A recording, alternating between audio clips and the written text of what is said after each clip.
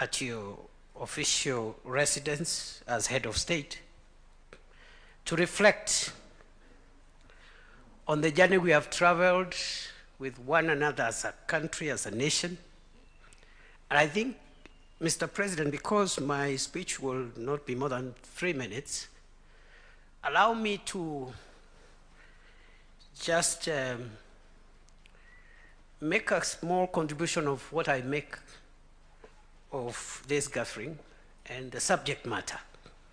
I have listened to my sister, the chair of the National Commission on Human Rights, and other speakers who have spoken before me. And I think the National Commission on Human Rights has helped us clarify why we are here and why we are not here. The reason we are here and the reason which is not what brings us here. Your Excellency, justice involves so many things, including retribution, where we punish people who do certain things by locking them up, and in many jurisdictions, some are even killed, depending on the crimes they have committed. And that is justice. It is retributive justice. It is retribution.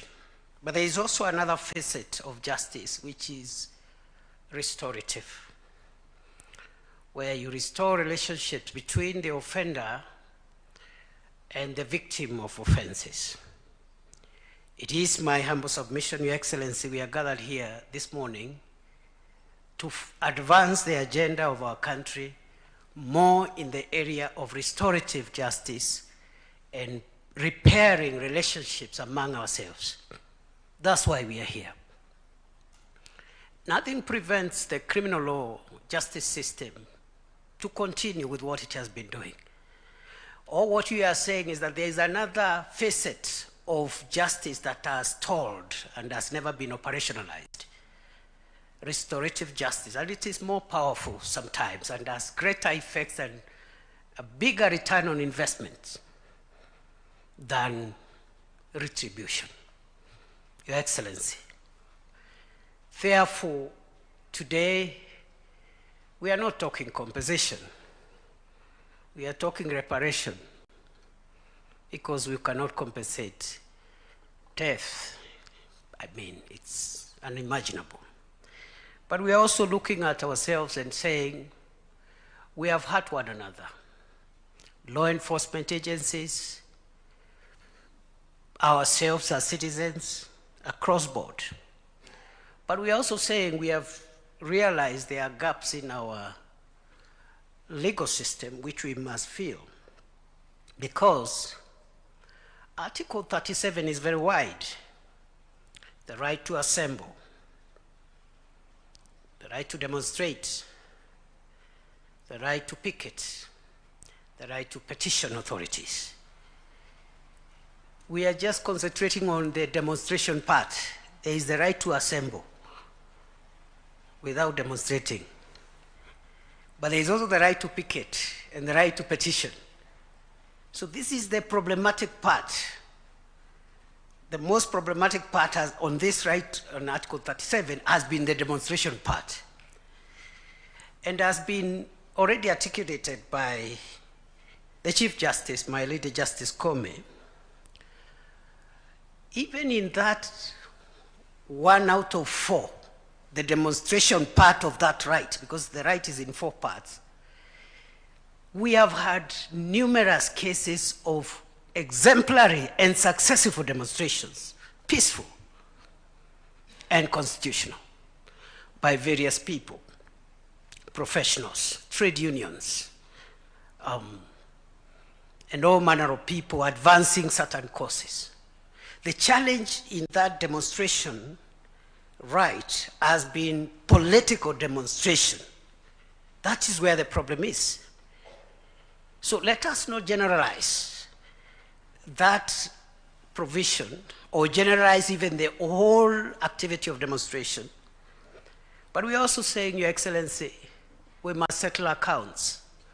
We must reconcile with one another. We must repair And that's why some form of reparations are talking here, are sorry here. And this is a very complex space we have ventured into, the space of transitional justice. Very complex, and many countries do not want to address this issue. Many democracies today who have been independent for over 200 years have still pending issues around restorative justice. So we have started a journey. I want to agree with those who have advanced that position.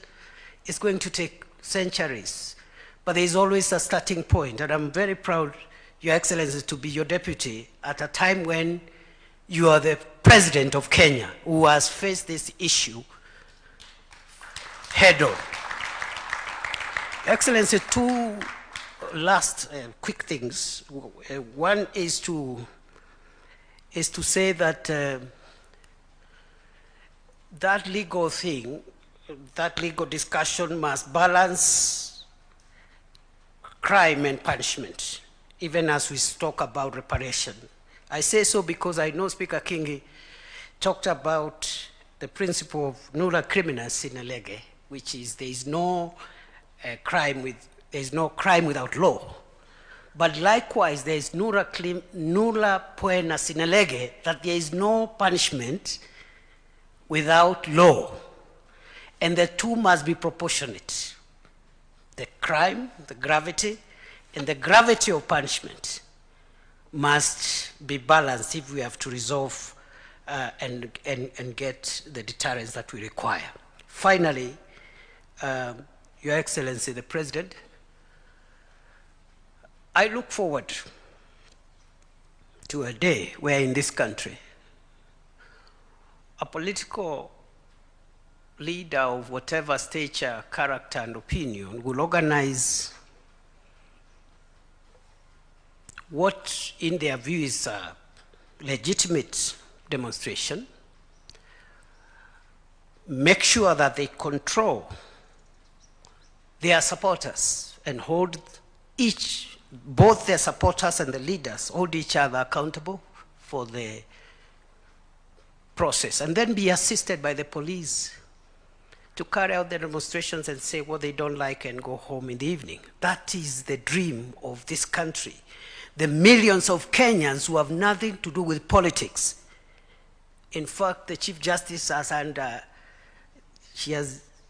I know she has understated our numbers. We are not 1,000. We are 1,800 or thereabout. But the consequence is the same.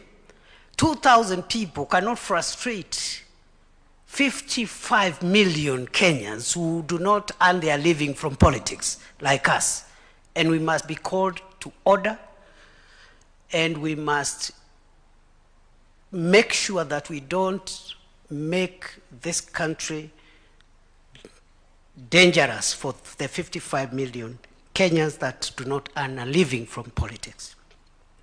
With those many remarks, Your Excellency, colleagues, allow me to request that we stand as we welcome the head of